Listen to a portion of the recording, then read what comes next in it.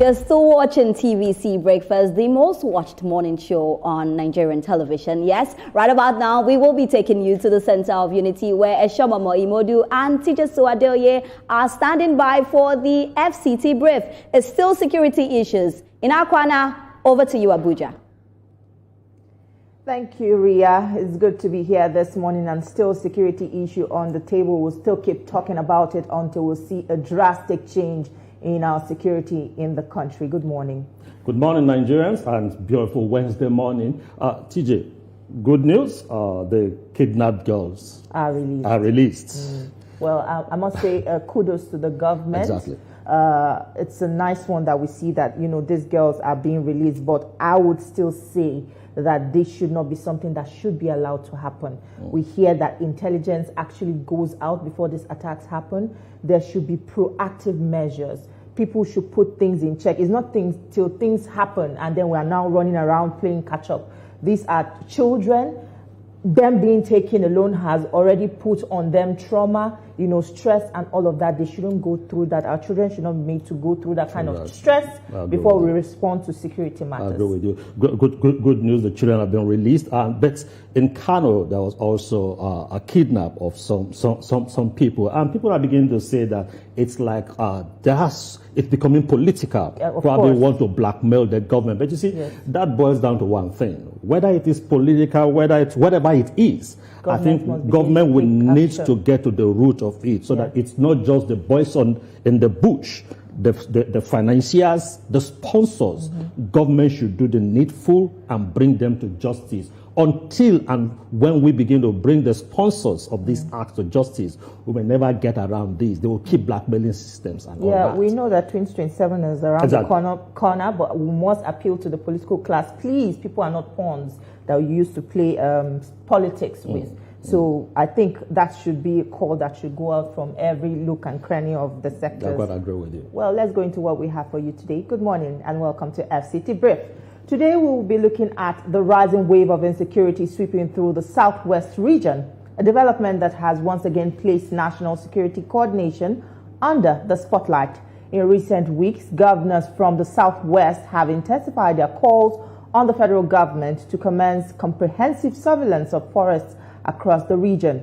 This vast forest belt, often unmanned and poorly monitored, have increasingly become hideouts for criminal elements, fueling concerns about kidnappings, banditry, and attacks on rural communities. The renewed push for forest surveillance is not just about monitoring, it is about prevention. It reflects a growing consensus that without real-time intelligence, aerial monitoring, and structured interagency collaboration, the region may continue to struggle against security threats that are evolving in complexity and scope. The urgency of the governor's appeal underscores the need for stronger federal and state synergy. But what practical steps should be taken? What kind of surveillance model works best for a region with diverse terrain and competing security demands? And how can technology, community vigilance, and private sector support be woven into a sustainable strategy to secure these critical forest corridors? Joining us this morning to discuss these issues is Mike Ejiofor, a seasoned security expert. He brings deep insight into regional security framework, national governance dynamics, and the strategic approaches needed to make forest surveillance effective. Thanks to have you join us this morning. Thank you for having me. All right, Mr. Ejiofor, let's go this way. Just recently, the Southwest governors came up with some resolutions, and part of it was that they want full forest surveillance. They want the federal government also to play active role. They said they are going to embark on the recruitment and also sponsoring that capacity of ensuring that the forests are safe. Now, my question is, 5 years ago, the Southwest governors came up with Amotekun, which became a model of regional security outfit. Would you say that the call for forest guards conflict with the idea of Amotekun, or are you going to advise that the Southwest governors should rather concentrate their attention in increasing the capacity of Amotekun and also sponsoring Amotekun? Well, I think it's a welcome development. What there should be some modification. I have always advocated on the need for the creation of state police. And that cannot be done until the constitution is amended. So I believe that sending people to the forest, manning the forest through Amoteku and all this is not sufficient. If I heard them rightly, I think they were also advocating for the creation of the state police, which have also been advocated. For the Southwest, it becomes easier, for the formation of state police. What they will just do is to transit or convert the Amoteku to regular state police. And that, I think, I've advocated that as long as we continue to evade the creation of police because of some misconceived perceptions by some people on the disadvantage of creating state police, the more we continue to grope in darkness, confronting with the security challenges confronting us. So I think the idea is commendable, but they should go a step further by the establishment of state police, and they cannot do that without the amendment of the Constitution. Yeah, I'm happy that you told that line with this conversation, because one thing is that this needs to be backed by law, which is lacking at the moment. And also funding is quite a challenge. Though a lot of funds of the country's budget is being pumped into security, we see little or no results, and they're still asking for more money. Now, if state police is being created, how sure are we that we are going to see effective funding that will be pumped into, this state policing that will ensure that they are effective and we're not just back to the same level? Well, there are a lot of wastages in our system. There's no state, to the best of my knowledge, that cannot afford the funding of the state police. The federal government has been giving sufficient money, not enough, but the allocation to the states have increased from the federal government. And if we must prioritize our security, that security is primus inter pares, first among equals, then we must give priority by funding our security. I think if you take, for instance, the federal government, we have over 6 trillion for defense for 2025 budget, even though we've not started the implementation. That's about 10% of our total budget. And that shows that government is actually worried and disturbed with the security. More so, a lot of issues are coming up. You see, in the last almost 2 weeks, you can see the increase in the mass kidnapping that had earlier stopped that we were not witnessing. So we need to concentrate more efforts on security. And one of the best ways I'll continue to emphasize is establishment of state police, because the people know the environment. You can see the way Amoteku was operating very effective, especially in Ondo State. They are very effective, but they also need more funding. They need more support from government. And I think that's the best way to do it. Okay, Mr. Ejiofor, let's look at it this way. Now, you talked about the essence of state police, and which also some of these, the governors and also some of the regional governments have also said, they subscribe to the creation of state police. But what they are asking for now is the forests to be well manned, and saying that, look, we will employ. My question, like I said earlier, are they staying on that particular topic of we need a state police like yesterday? Or they're looking at the alternative that, look, let's have the forest guards. And I say, if we have the forest guards, for instance, that they want to be responsible to employ and to sponsor financially, what happens to the Amoteku they already have? Would that not be a conflict of purpose? You have Amoteku on one side, and you have another creation that you want the federal government to back and you want to employ and also sponsor. Would that not be a conflict? Well, definitely it's going to be a conflict. The multiplicity and duplication of all these agencies, manning the forest without, we are talking of funding. So how do you have multiple layers of agencies when the police that is there to maintain is not adequately funded. So I don't think, are you going to bring ghosts to go and man the forest? I mean, it's really a conflict that needs to be addressed. In fact, the federal government bought into the establishment of the state police. So I don't know what has been holding on. Almost all the state, the National Assembly, everybody is calling for a state police. The police is understaffed, underfunded, and underequipped. And as it is, there's no way the police can effectively and adequately man our various security challenges confronting us in the country. All right, Mr. Ejiofor, we'll come back to you right after the short break. Don't go anywhere. We still have more on the program. Stay with us. We'll be right back.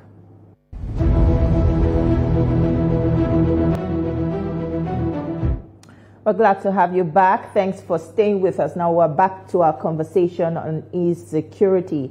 Mr. Ejiofor, if there's one thing that we can agree on is the fact that our forests are largely unmanned. And, you know, the Southwest seems to be the region with any real coordination among the governors. But this new joint intelligence sharing model that they are willing to adopt, how far-reaching will it be when we have cases where intelligence sharing is largely, the response is largely low to nothing? How effective will that be? Well, it again boils down to capacity and capability. We are talking of equipping this, we are talking of intelligence. The State Security Service is also facing the challenges other agencies are facing, lack of sufficient fund and manpower. The moment we strengthen all these agencies, it becomes easier for all these new bodies that are coming up to support the various agencies, various conventional agencies like the Nigerian Police, the State Security Service, the military. Theirs is to provide intelligence, provide information that will necessarily be transformed to intelligence for action. No, Mr. Ejiofor, I don't think you got my question. The intelligence already exists, but the capacity to act on that intelligence is what is lacking. Now, how do we connect that dot? But that's what I answered. Maybe you didn't hear me well. What I said is that there's no capacity for implementation of actionable intelligence. So it is not sufficient to go and ask people to go into the forest to provide further intelligence that cannot be utilized. So the point I'm making is that there's need for capacity building, there's need for adequate training, and there's need for collaboration between the state governments and the conventional security agencies for proper implementation. Take the case of Niger, for instance. The governor came out openly to say that there was intelligence provided that this thing was going to happen.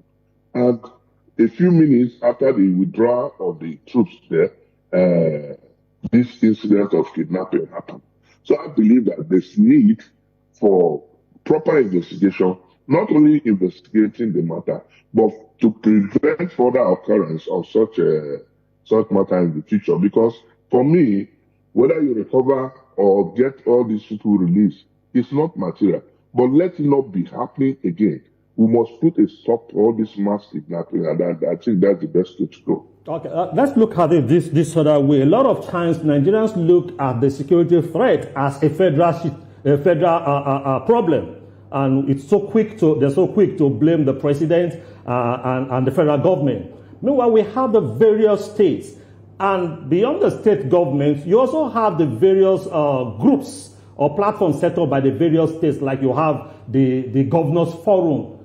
Does that not question the essence of all these forums created, whether it is the Southwest, whether it is the Northern Governors Forum, whether it is the Southern Governors Forum, that are they doing enough peer review mechanism to look at what exactly the good happening in my neighbor state and I can replicate, and what is the challenge my neighbor is going through that I must prevent so that it does not escalate? Because now we have escalation of threats, security threats across the country. So how does this question these platforms that we do have? That's where coordination comes in. And the security challenges should not be left for the various platforms, like you rightly pointed out, the governor's forum, the various vigilantes. But the people must be involved. We must own it as citizens of this country by cooperating with the security agencies. But the question again, how do we cooperate?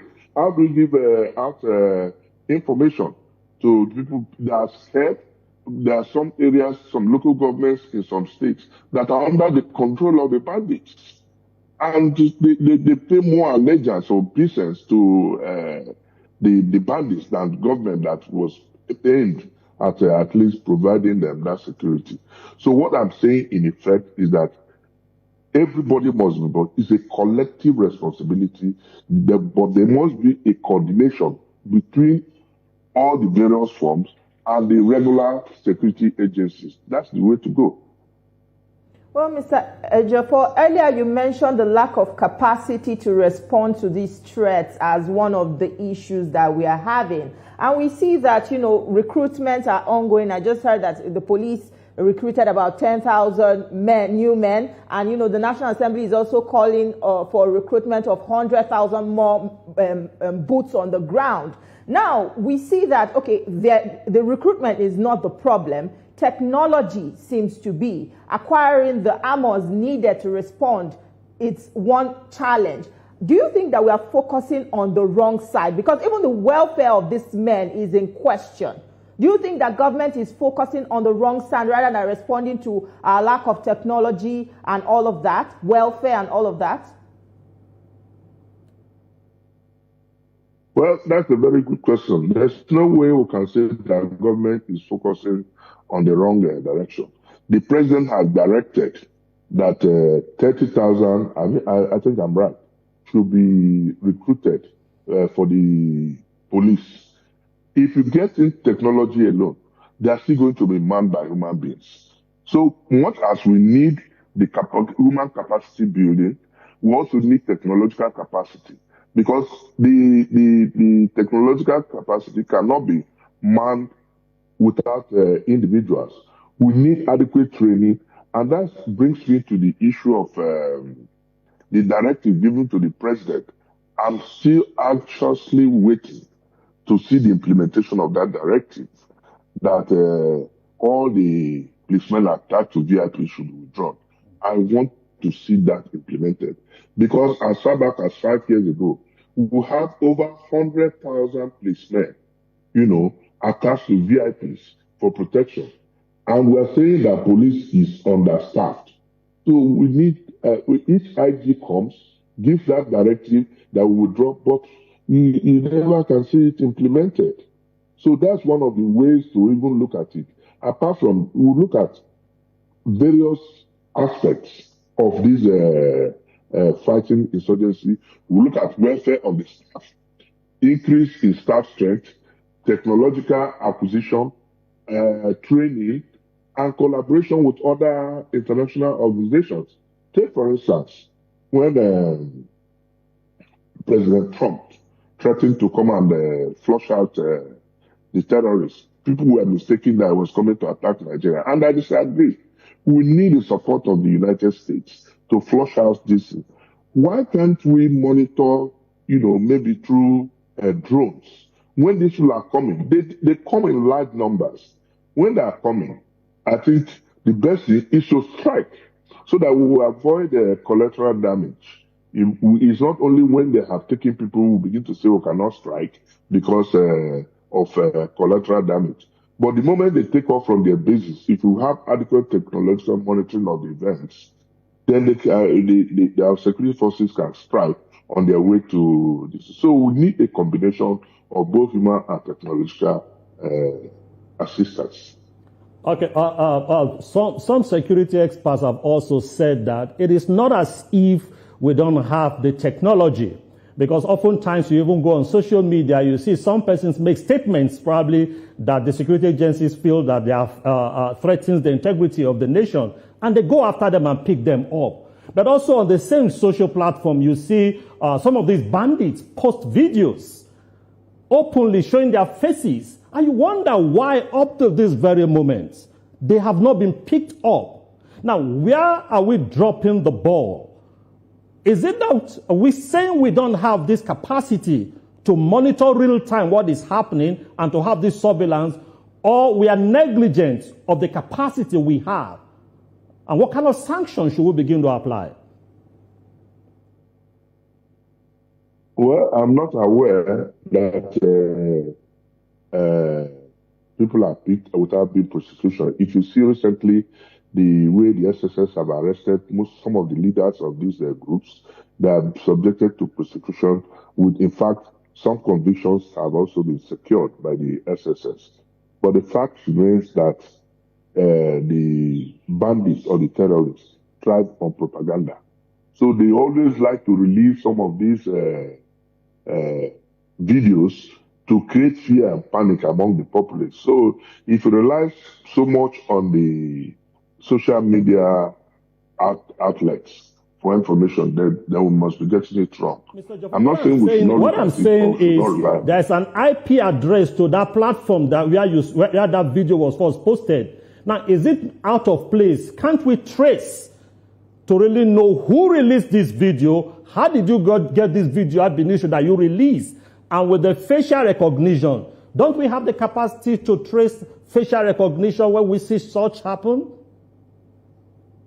Well, that is the responsibility of the State Security Service, and I think that's the platform they're using in making some of these arrests that are under investigation and prosecution. So it's not something we can begin to discuss publicly, because it's going to definitely jeopardize the process of other investigations. All right, Mr. Ejiofor, let's take a look at the condition of our borders, because that's something that is quite worrisome. Why has it been so difficult to respond to the conditions on our borders? We have the borders largely unmanned at the moment, lacking of technology, lacking of manpower, and all of that. Why has it been so difficult to respond to that matter? No, I think, honestly, that question should even be answered by you. First of all, we are talking of lack of funds. We are talking of porous. But how many borders do we have in Nigeria? Who is going to man them when you don't have the adequate staff to man them? Technology, are you good, like the former chief of defense staff suggested, building of walls? What does it take to build walls so that we'll have conventional borders that is properly manned? So these are challenges. Security is people are worried, because without security, there won't be any development. Look at agriculture. People cannot go to farm. Look at, we don't have electricity. So many challenges contending for scarce resources. And that is why you cannot, if you talk of the borders, like I said, it's very difficult to man all this. And that's why these people come in freely and go, because there are few manned borders or border control. Of course, these are bandits. Because of the illegal activities, we never use such border controls. Mr. Ejiofor, let's also take a look at negligence. I know there are people have also talked about the role of citizens also, and also we do have the role of security agencies. I think one time a former labor leader once said that we oftentimes talk about smuggling, and we talk as if smuggling is done with matchboxes.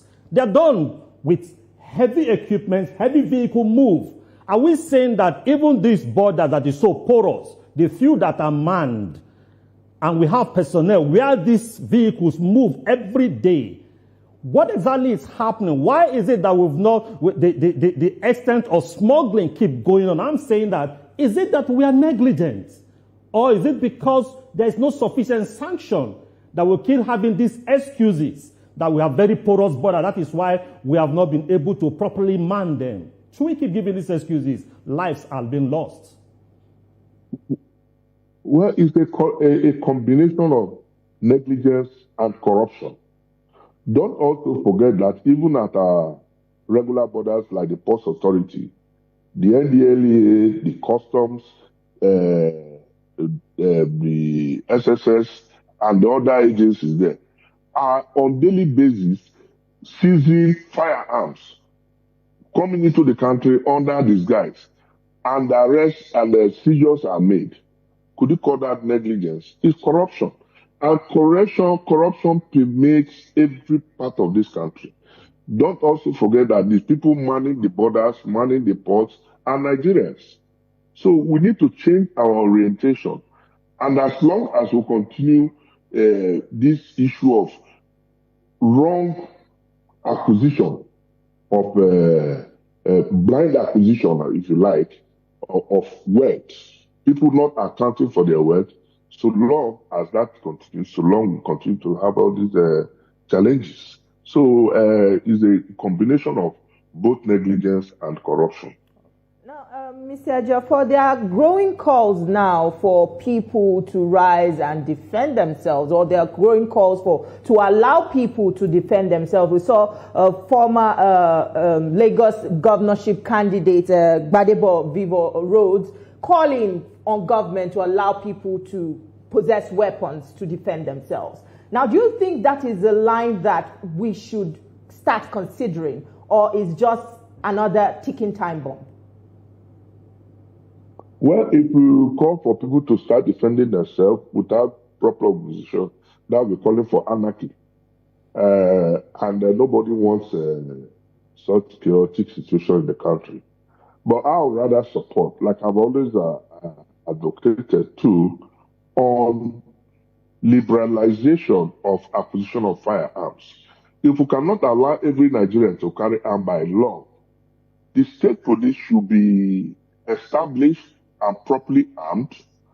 And in addition, we have private security guards, very big security guards, without mentioning names. They can also be allowed to carry arms. This is a way of liberalizing it. And if you know I'm armed in my house, you just can't walk into my house to begin to harass me.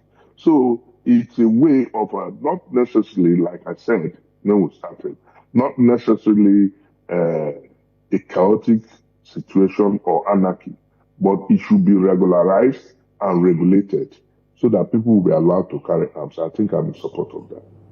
All right, thank you so much, Mr. Mike Ejiofor. I must say your contribution is very, very well accepted here on the program. Thank you so much for your time with us. Thank you for having me. Thank you. Thank you for being a part of our conversation. We'll now hand you over to Lagos, where Ria and the rest of the team are standing by to continue with the rest of the show. All right, thank you so much, TJ Sue. Thank you so much.